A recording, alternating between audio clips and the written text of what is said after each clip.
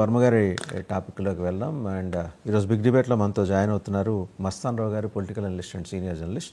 మిగిలిన గెస్ట్ కూడా మరి కాసేపట్లో జాయిన్ అవుతారు. మస్తాన్ రావు గారు, వర్మ గారు చాన్నాళ్ళుగా దాచుకున్నది ఒక్కసారిగా కుమ్మేశారు. ఉక్రెయిన్ మీద రష్యా బాంబింగ్ చేసినట్టు ఆయన పిఠాపురం ఇసుక అక్రమాల మీద ఒక్కసారిగా ఇరుచుకుపడ్డారు. ఆగారు, చూశారు. ఇక లాభం లేదు, తట్టుకోలేకపోతున్నా అన్నట్టు ఆయన అటాక్ చేశారు. ఒకసారి ఆయన ఏం మాట్లాడారో చూసి మన సబ్జెక్ట్లోకి వెళ్దాం. సాయంత్రం నిన్న అన్ని గీరిసేసాలతోటి రాత్రి బాగా శంకుస్థాపన అయింది. అక్కడ ఇంకొక స్పాట్ పెట్టి ఇంకో ర్యాంప్ పెట్టి అనమాట. ఈ ఇసుకని తీసుకెళ్లి ఒరిజినల్ ఇసుకలో కలిపేసి ఒరిజినల్ ఇసుక రేటుకి దీన్ని బిల్డింగ్ని పెడతారు. అందుకనే కాకినాడలో 2-3 అపార్ట్మెంట్లు కూడా పడిపోయాయి.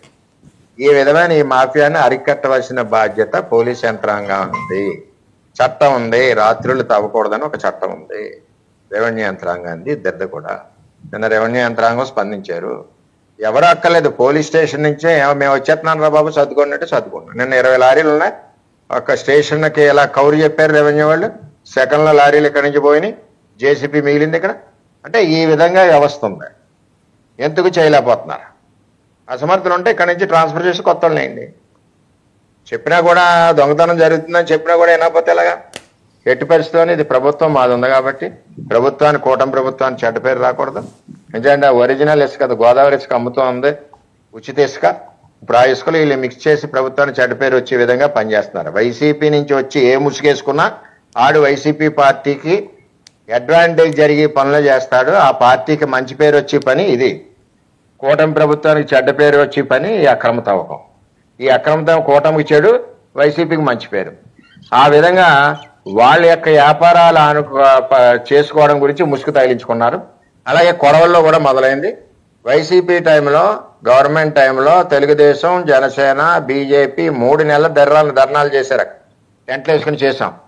ఇప్పుడు వాళ్ళు మళ్ళీ స్టార్ట్ చేస్తున్నారు. ఎలా స్టార్ట్ చేసేస్తున్నారో మాకు అర్థం అవట్లేదు. ఎవరిని ఎక్కడ కలిసి స్టార్ట్ చేసేస్తున్నారో అర్థం అవట్లేదు. వాళ్ళకి ధైర్యం ఏంటో అర్థం అవట్లేదు. Same person. So Mastan Rao గారు చూశారు కదా, దుర్గా శ్రీరామ్ గారు కూడా జాయిన్ అయ్యారు. నమస్కారం దుర్గా శ్రీరామ్ గారు. So to start with Mastan Rao గారు, విన్నారుగా మొత్తం వర్మ గారు కుమ్మేశారు. ఇసుక ఎలా దాంట్లో కూడా కల్తీ చేస్తున్నారు. వైసీపీ నుంచి వచ్చిన వాళ్ళు ఎంత కన్వీనియంట్గా తమ వ్యాపారాలు చేసుకుంటున్నారు. వైసీపీ నుంచి ఎక్కడికి వచ్చారు? తెలుగుదేశంలోకి వచ్చారా, జనసేనలోకి వచ్చారా? ఆయన he's having very much clarity అండి. ఎక్కడా కూడా తొణక్కుండా బెనక్కుండా చెబుతున్నారు. ఇది మొత్తం అక్కడి నుంచి వచ్చి ఇంపోర్ట్ అయిన వాళ్ళు, పారాచూట్స్ వల్ల వచ్చిన సమస్య. మా ఎమ్మెల్యే గారు దీని మీద దృష్టి పెట్టాలనే మాట ఒక్కటి తప్పించి మిగిలినవన్నీ మాట్లాడేశారు. అదేదో మినహా కన్యాదానం అనే సామెతను చూసారా, అట్లా మొత్తం మాట్లాడేశారు. ఇవాళ అంటే జనసేనని ఇరుకుని పెట్టే ప్రయత్నం, ప్రత్యేకించి జనసేనాని ఇరుకుని పెట్టే ప్రయత్నం ఆయన చేశారు. నిజంగా ఇంత చేడు జరుగుతున్నప్పుడు మరి జనసేన నియోజకవర్గ ఇన్ఛార్జ్ ఎవరో ఒకళ్ళు ఉండాలి కదా అనే భావన ఆయన వ్యక్తం చేయకుండా, నేరుగా నాగబాబు గారి పేరు ప్రస్తావన చేయకుండా, మరి ఇప్పుడు లోకల్గా బాధ్యతలు ఆయన తీసుకుంటున్నారు. కాబట్టి ఇది ఎందుకు ఇలా జరుగుతుంది, ఎందుకు ఉపేక్షిస్తుండబట్టే వాళ్ళు వైసీపీ వాళ్ళు ఇదంతా చేస్తున్నాడేది ఆయన భావనలాగా ఉంది. ఆయన దాడి జనసేన మీద, తెలుగుదేశంలోకి పారాచూట్స్ లాగా వచ్చిన వైసీపీ వాళ్ళ మీద, జనసేనలోకి వచ్చిన వైసీపీ వాళ్ళ మీద. గుడ్ మార్నింగ్ అండి. 99 వ్యక్తులకు అదేవిధంగా ప్యానెల్లో కూడా ఇప్పుడు వర్మ గారు మొదటి నుంచి కూడా తన అభద్రత కావచ్చు, లేదంటే అక్కడ తనకు ప్రాధాన్యత లేకపోవడం కావచ్చు, కొన్ని విధాలు ఆయన బయటకు వస్తూ ఉన్నారు. తాజాగా ఇప్పుడు ఇసుక ఆయన వైఎస్ఆర్సీపీ నుంచి వచ్చిన వాళ్ళనే దాని మీద తుపాకీ పెట్టి పవన్ కళ్యాణ్ గారిని, నాగబాబు గారిని కాల్చినట్టు లెక్క. ఎందుకంటే ఆయన ఏమంటారు, నేను పోలీసులకు చెప్తున్నాను, అదేవిధంగా అక్కడ కూడా వార్న్ చేస్తున్నాము, అవేర్ చేస్తున్నాము, అయినా కూడా రాత్రి కూడా వచ్చి తవ్వుకెళ్ళిపోతా ఉన్నారు. ఇక్కడ ఎవరు పట్టించుకోవట్లేదు. అలా పట్టించుకోకుండా అధికార యంత్రాంగం కూడా సహకరిస్తుంది. అలాంటి వాళ్ళని కూడా ట్రాన్స్ఫర్ చేయాలి. అంటే టోటల్గా అక్కడ ఇసుక మాఫియా నడుస్తోంది. ఆయన చెప్పిన దాన్ని బట్టి ఇసుక మాఫియా నడుస్తోంది. ఇక్కడ ఎవరు కూడా పట్టించుకునే వాళ్ళు లేదు. ఇక్కడ డిప్యూటీ సీఎం నియోజకవర్గం అది.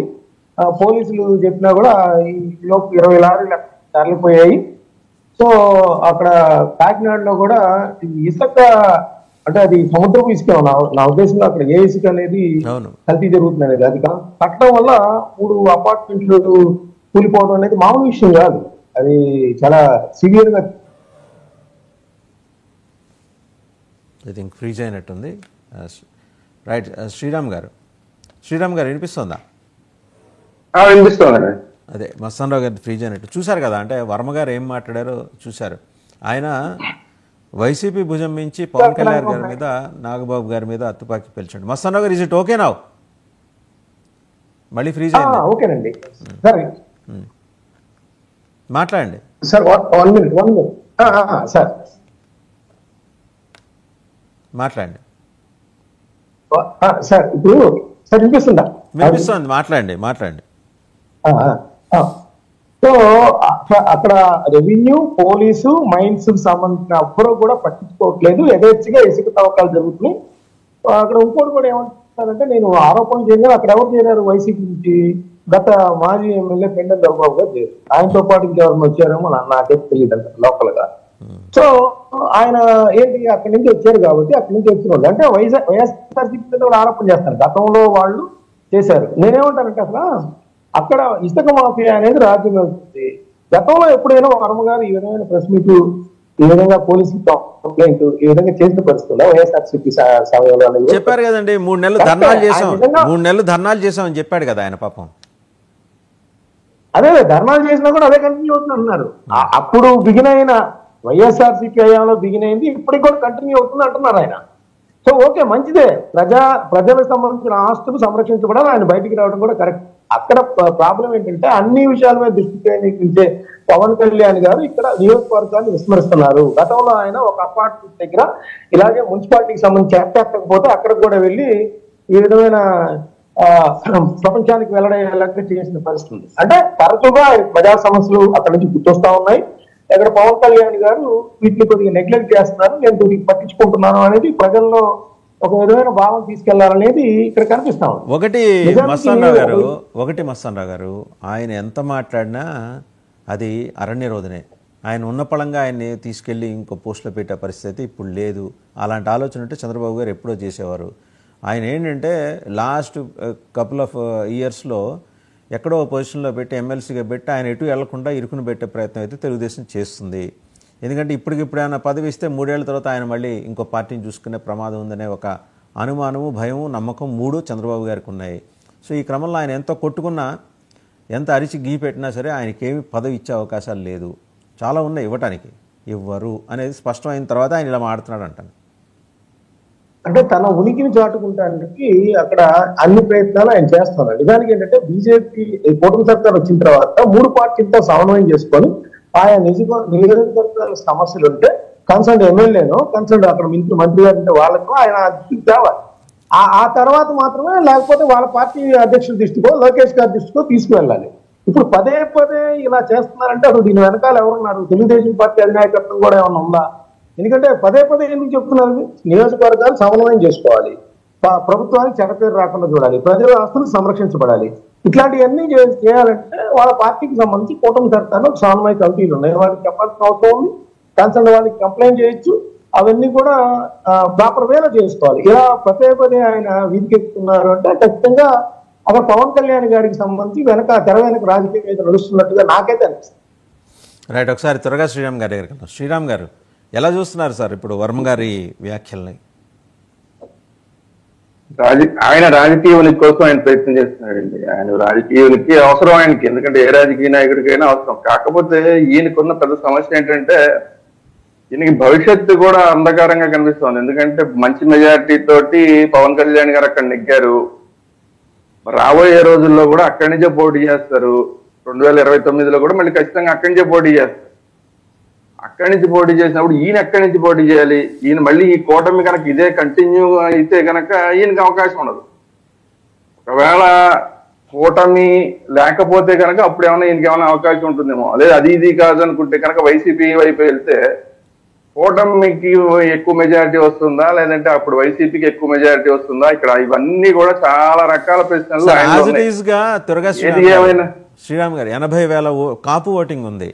ఈయన క్షత్రియ సామాజిక వర్గానికి చెందినవారు. ఏదో అప్పుడు ఒకసారి ఏంటంటే ఆ వేవ్లో ఆయన గెలిచేశారు, ఈ మాట వాళ్ళే అంటున్నారు, గెలిచేశారు. ఈసారి కాపులు కన్సాలిడేట్ అయ్యారు. కన్సాలిడేట్ అయిన తర్వాత వర్మ గారి స్టేక్ ఆ నియోజకవర్గం మీద లేదు అనే మాట కూడా తెర మీదకి టీడీపీలోనే ఒక వర్గమే తీసుకొచ్చాను. అంటే చంద్రబాబు నాయుడు గారి పార్టీలో ఆ రకమైన ఎత్తుగడలు, వ్యూహాలు అండ్ చదరంగం ఆటలు ఇవన్నీ మనం చూసినవే కదా. సో ఆయన ఒక సఫకేషన్ ఫీల్ అవుతున్నారు ఇంటర్నల్గా, పార్టీలో ఇంటర్నల్గా ఫీల్ అవుతున్నారు. ఒక పక్క బయట నుంచేమో external threat Janasena, internal threat TDP నుంచి ఉంది ఆయనకి. అవునా కాదా? అన్ని రకాలుగా థ్రెట్ ఆయనకే ఉంది. సమస్య ఏంటంటే మొత్తం ఆంధ్రప్రదేశ్ లో ఎవరికి లేని థ్రెట్ ఆయనకే ఉంది. మిగతా వాళ్ళు ఎవరికన్నా కొంచెం కాబట్టి కొంచెం ఏమన్నా ఛాన్స్ ఉందేమో అనుకోవచ్చు, కానీ ఈయనకి ఛాన్స్ ఎటు నుంచి కూడా కనిపించట్లా. ఓటమి ఉన్నంత కాలం ఈయనకి అవకాశం ఎటు తిరిగి కనిపించట్లా. ఒకవేళ వైసీపీలోకి వెళ్ళినా కూడా ఈయనకి కష్టమే అన్న పరిస్థితులే ఉన్నాయి కదా అక్కడ. అయినా అది కాకుండా ఏ రాజకీయ నాయకుడైనా కూడా భవిష్యత్తు మీద ఆశతోటి పనిచేస్తాడు. మీరే చెప్పారు ఇప్పుడు కూటమి మీద, ఇప్పుడు వీళ్ళు కాపు ఓటింగ్ ఈయనకు ఉన్నా కూడా గతంలో ఈయన రాజులో ఎలా గెలిచాడు అంటే ఊపేం కాదండి. అది అప్పుడు కూడా కాదు, అప్పుడు కూడా ఈయన ఇండిపెండెంట్ గా గెలిచాడు. ఏదో ఒక పార్టీ తరఫున ఊపొచ్చి ఈయన గెలవడం కాదు కదా. అందువల్ల హలో, నా వాయిస్ వస్తుందా అండి? వినిపిస్తుంది. సో అప్పుడు కూడా ఈయన ఒక పార్టీ తరఫున గెలవలేదు. ఒక పార్టీ తరఫున గెలిస్తే ఆ పార్టీ వైపుకి ర్యాలీ అయ్యారు కాపులు అనుకోవచ్చు, కానీ ఒక క్షత్రియుడి వైపుకి ఎలా ర్యాలీ అయ్యారు అనేది అది ఆయన ఎంతో కొంత వర్క్ చేస్తున్నాడు అక్కడ. ఇది ఈ రెండు పక్కన పెడితే కూడా మొన్న మీరే మీ ఛానల్లోనే మీరే ఒక మాట చెప్పారు, ముద్రగడ పద్మనాభం గారు, రాధా గారు ఒకటైతే ఏంటి పరిస్థితి అనేది అక్కడ విశ్లేషణ చేశారు. సో రాబోయే రోజుల్లో కాపులంతా కూడా ఒకే వైపు ఉంటారు అనేది ఎంతవరకు గ్యారంటీ? సో అందువల్ల ఏంటంటే ఏదైనా అవకాశాలు ఉంటాయి రాజకీయాల్లో, ఎప్పుడు కూడా ఎవరికైనా ఏదైనా అవకాశాలు ఉంటాయి. అవకాశం ఏదో ఒకటి దొరకపోతుందా అన్నప్పుడు ఆయన ఫ్లోలో కొట్టుకుపోతున్నాడు, ఆయన ప్రవాహంలో కొట్టుకుపోతున్నాడు. ఏదో ఒక గడ్డుపోత దొరకపోతుందా అని చేతులు పెట్టి తడుగుతున్నాడు. ఇప్పుడు దాకైతే తగలలేదు, రాబోయే రోజులు తగులుతుందో లేదో తెలియదు. సరే అవన్నీ పక్కన పెట్టినా కూడా ఆయన చేస్తున్న పని మంచిదే. ఎందుకంటే పవన్ కళ్యాణ్ గారి నియోజకవర్గంలో అక్కడే ఆయన పవన్ కళ్యాణ్ గారు సరిగా పరిపాలన చేయలేకపోతే రాష్ట్రం అంతా ఏం పరిపాలన చేస్తాడు అనేది అందరికీ ఒక క్వశ్చన్ మార్క్ ని తీసుకొస్తున్నాడు. సో ఆ క్వశ్చన్ మార్క్ ఎవరి మీద వచ్చినా కూడా మంచిది, ఎందుకంటే బాగా పనిచేస్తారు, ఖచ్చితంగా బాగా పనిచేస్తారు. ఇక్కడ మనం ఇలాంటి ఇబ్బందులు ఉన్నాయి కాబట్టి ఇక్కడ ఇంకా మనం బాగా పనిచేస్తేనే తప్ప వర్మగారు లాంటి వాళ్ళకి అవకాశం అవ్వకుండా ఉండాలంటే మనం ఇక్కడ ఇంకా బాగా పనిచేయాలి. అది పవన్ కళ్యాణ్ గారు ఆయన వచ్చి పనిచేసే అవకాశం లేదు కాబట్టి అక్కడ ఒక ఇన్ఛార్జిని ఎవరో ఒకరిని పెట్టుకుని, అది నాగబాబు గారా ఇంకోళ్ళు ఎవరన్నా పెట్టుకుని పరిపాలన బాగా చేయాల్సిన అవసరం ఉంది. అది కాకుండా గతంలో ఇది చాలా కన్సర్న్ ఏంటంటే, గతంలో పనిచేసిన వాళ్ళే, గతంలో దోచేసుకున్న వాళ్ళే ఇప్పుడు కూడా దోచేసుకుంటున్నారు అంటే అసలు ఈ కూటమికి ఓట్లేసి ప్రయోజనం ఏంటి? ఇది బేసిక్ క్వశ్చన్ అది. సో దీన్ని మొన్న చంద్రబాబు నాయుడు గారు కూడా అడ్రస్ చేశారు, ఎవరిని బట్టి వాళ్ళని చేర్చుకోకండి అని చెప్పి. మరి ఈ వీళ్ళు కూడా ఏదో ఇచ్చారు కానీ ఎవరు పడితే వాళ్ళు మాట్లాడకండి అని జనసేన వాళ్ళు ఇచ్చారు, కానీ ఎవరు మాట్లాడారు ఏం మాట్లాడారో సరే అది మనకు తెలియదు. కానీ త్వరగా శ్రీరామ్ గారు ఎవరిని పడితే వాళ్ళని చేర్చుకోమాకండి అని చెప్పి చంద్రబాబు గారు చెప్పారని అంటున్నారు. ఇప్పుడు ఇదే మాట మరి ఒంగోలు ఎమ్మెల్యే ఆయన దామచర్ల జనార్దన్ గారు, ఆయన పొద్దున్న లేస్తే బాలినేని శ్రీనివాసరెడ్డి గారి మీద ఒంటికాల మీద లేస్తున్నారు. ఆయన జనసేనలో చేర్చుకున్నారు కదా. జనసేనలో చేరనంత వరకు ఆయన భూ కబ్జాదారుడు, స్థానికంగా ఉన్న వాళ్ళని బెదిరించి స్థలాలు లాక్కున్నాడు. రకరకాల కంప్లైంట్లు జనసేనకు ఈ మాత్రం వచ్చినాయండి. చేరంగానే పునీతుడైపోయాడా అనేది దామచర్ల జనార్దన్ గారి ప్రశ్న. మరి ఎవరిని పడితే వాళ్ళని చేర్చుకోమాకండి అనే మాట దామచర్ల జనార్దన్ అన్నప్పుడు తప్పైతే చంద్రబాబు గారు అన్నప్పుడు అది కరెక్ట్ ఎలా అవుతుందండి? అదే నేను అంటున్నా, అవకాశవాదం, రాజకీయం అంతా అవకాశవాదం. ఇప్పుడు నిన్న ఇది కూడా ఈ మాట మాట్లాడడానికి కూడా ఈ ఇష్యూ ఏంటంటే, ఈ రోజు మీలాంటి వాళ్ళు మనలాంటి వాళ్ళు అందరూ మాట్లాడుతున్నాం ఇక కింద స్థాయిలో అసలు జనసేనకి టీడీపీకి ఏమాత్రం పడట్లేదు అనేది.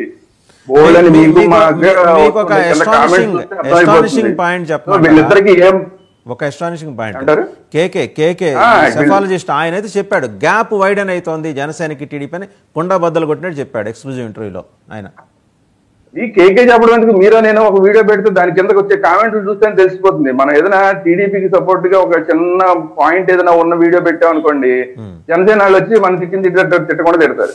అదే జనసేనకి కొంచెం అనుకూలంగా ఉన్న పాయింట్ ఏదైనా ఒక వీడియో పెట్టామనుకోండి, టీడీపీ వాళ్ళు వచ్చి పిచ్చి తిట్టిన తిడతారు. మనం అంటే ఏంటి, వీళ్ళిద్దరికి పడట్లా, ఏమాత్రం పొసగట్లే. ఏదో అవసరం కోసం పవన్ కళ్యాణ్ గారు వీళ్ళు ఇద్దరు కలిసి ఉన్నారు, కానీ ఈ కింద స్థాయిలో ఈ క్యాడర్కి ఏమాత్రం పడట్లా. అట్లాంటి పరిస్థితుల్లో ఎవరైనా సరే గట్టిగా నిన్న అసలు ఎందుకు మీ దాంట్లోనే మళ్ళీ ఇంకొక వీడియో కూడా చూశాను, అది మన బ్రహ్మనాయుడు గారు పెట్టాడు. ఏంటి ఈయన మీరు ఏది పెడితే అది మాట్లాడకండి అని చెప్పి పెట్టిన తర్వాత వీళ్ళు ఒక నోట్ రిలీజ్ చేసిన తర్వాత అవును. మీరు మేము నోరు మూసుకుని ఉండక ఈ సంవత్సరాల నుంచి చేసింది ఏముందిలే అని చెప్పి కింద మెసేజ్లు పెడుతున్నారు. మీరు మా నోళ్ళు మూయించడం కాదయ్యా, పక్క అసలు పార్టీల నోళ్ళు మూయించండి అని మెసేజ్లు పెడుతున్నారు జనసేన వాళ్ళు. అంటే ఏంటి, ఏ స్థాయిలో ఉంది? ఒక నోటు పంపించిన తర్వాత ఎవ్వరు మాట్లాడకండి అని పంపించిన తర్వాత కూడా వాళ్ళ అక్కసు వెలగడుపుతున్నారు, వాళ్ళ బాధను వెలగడుపుతున్నారంటే ఏ స్థాయిలో ఉన్నది అనేది అర్థం చేసుకోవాలి. సో ఇట్లాంటి పరిస్థితుల్లో కూటమి అసలు ఎంత దాకా వెళ్తుంది అనేది కూడా కొంత డౌట్. ఎందుకంటే కింది వాళ్ళు ఏమాత్రం కలవము అన్న తర్వాత ఎంతవరకు వెళ్తుంది. ఇంకొక పాయింట్ ఏంటంటే దీంట్లో కూటమి అసలు ఎన్నాళ్ళు ఉంటుంది ఏంటనే దానికి ఇంకొక పాయింట్ ఏంటంటే, అసలు పవన్ కళ్యాణ్ గారు ఇంకొక 15 ఏళ్ళు ముఖ్యమంత్రి ఆయనే అన్నప్పుడు కాపులు ఈయనతో అసలు ఎంతవరకు ర్యాలీ అవుతారు? ఈయన ముఖ్యమంత్రి చేద్దామని ర్యాలీ అయ్యారు. ముఖ్యమంత్రి కాదు సరే, ఉప ముఖ్యమంత్రి కొన్ని ఏదో ముందు కొన్ని సీట్లు వచ్చిన తర్వాత కనీసం నెక్స్ట్ సీజన్ కన్నా నెక్స్ట్ ఎలక్షన్ కన్నా ఈయన ఏమైనా ముఖ్యమంత్రిగా ట్రై చేస్తారన్న ఉద్దేశంతో కాపులందరూ ర్యాలీ అయ్యారు. ఈయన ఎంతసేపు నేను ఉప ముఖ్యమంత్రిగానో మంత్రిగానో ఎమ్మెల్యేగానో ఉంటానంటే కాపులు ర్యాలీ అవ్వరు. ఈ బేసిక్ పాయింట్ ని ఎందుకు మిస్ అయిపోతున్నారో మరి నాకైతే తెలియదు. సో ఈ బేసిక్ పాయింట్ మిస్ అయిపోయిన తర్వాత ఇక నెక్స్ట్ ఎలక్షన్ కి పవన్ కళ్యాణ్ గారి వైపు ర్యాలీ అవుతారన్న, మీరు ఇందాక కాపులందరూ ర్యాలీ అవుతారన్నమాట జరిగే అవకాశం చాలా కష్టం. సో అందువల్ల ఏంటంటే ఇప్పుడున్న పరిస్థితుల్లో కూటమి అనేది ఇప్పుడు ఎవరైనా సరే కార్యకర్తలను బట్టి నడవాల్సిందే. ఏదో తాత్కాలికంగా అయితే ఏదో ఒప్పందాలు చేసుకుంటారు కానీ అల్టిమేట్ గా కార్యకర్తలను బట్టి నడవాల్సిందే. ఇంకొకటి ఏంటంటే కేకే సర్వేని మనం బేస్ గా తీసుకున్నా దాదాపుగా వీళ్ళకి గెలిచిన వాళ్ళలో సగం మంది పోతారని ఆయన చెప్పాడు కదా. ఆయన చెప్పిన వాళ్ళు 40 మంది చెప్తే అందులో 10 మంది ఉన్నారంటే అంటే జనసేన దగ్గరకు వచ్చేప్పటికి 4 ఎమ్మెల్యేలు ఇప్పుడున్న పళంగా పెడితే ఖచ్చితంగా పోయే సీట్లు 4 ఉన్నాయట, బీజేపీ 2 ఉన్నాయట, మిగిలినవన్నీ అవుట్ ఆఫ్ 19 మిగిలినవన్నీ కూడా తెలుగుదేశం. ఇది కాకుండా ఇంకొక పాయింట్ ఏంటంటే ఎడలో సగం మంది పోతారనేది ఒక పాయింట్ అయితే, ఉన్న వాళ్ళలో ఎమ్మెల్యేలోనే సగం మంది పోతారని ఒక పాయింట్ అయితే, ఈ పోయే ఎమ్మెల్యేలో ఒరిజినల్ జనసేన వాళ్ళు ఎవరు, తెలుగుదేశం నుంచి జనసేనలోకి వచ్చి ఆఖరి నిమిషంలో టికెట్ తెచ్చుకున్న వాళ్ళు ఎవరు? వీళ్ళంతా నిజంగా జనసేన వాళ్ళు కాదు కదా. సో ఇప్పుడు ఉన్న వాళ్ళలో ఈ ఒరిజినల్ జనసేన వాళ్ళు కనుక పోతారు అంటే ఇంకా డేంజర్ పవన్ కళ్యాణ్ గారికి. ఎందుకు, ఆ తెలుగుదేశం నుంచి వచ్చిన వాళ్ళు పోయినా ఇంకొకళ్ళు ఎవరో ఒక స్థానంలో నిలబెట్టుకోవచ్చు, నాయకుడు ఉంటాడు కాబట్టి. ఒరిజినల్ జనసేన వాళ్ళే ఓడిపోయే పరిస్థితులు ఉన్నాయి అంటే పార్టీకి ఇబ్బంది వస్తుందని అర్థం. సో ఇవన్నిటిని క్యాలిక్యులేషన్ చేసుకోకుండా పవన్ కళ్యాణ్ గారు ఎక్కడ అవకాశం దొరికితే అక్కడ చంద్రబాబు నాయుడు గారు ఇంకో 15 ఏళ్ళు నేనేం లేను అని మాట్లాడితే కనుక కాపులు ర్యాలీ అవడం అనేది కష్టం. సో అలాంటి కాపులు ర్యాలీ అవడం కష్టమైన సందర్భంలో పిఠాపురంలో ఏం జరుగుతుంది అనేది ఇంకొక ఇష్యూ. ఓవరాల్ గా దీని అంతటి మళ్ళీ మనం వచ్చేసరికి పిఠాపురంలో కాపులందరూ ర్యాలీ అవ్వకపోయినా కూడా మళ్ళీ పవన్ కళ్యాణ్ గారికి ఇబ్బంది. కూటమి పరిస్థితి అన్ని ఇవన్నీ ఉన్నాయి కాబట్టి ఆయన సేఫ్ గేమ్ ఆడుతున్నాడు.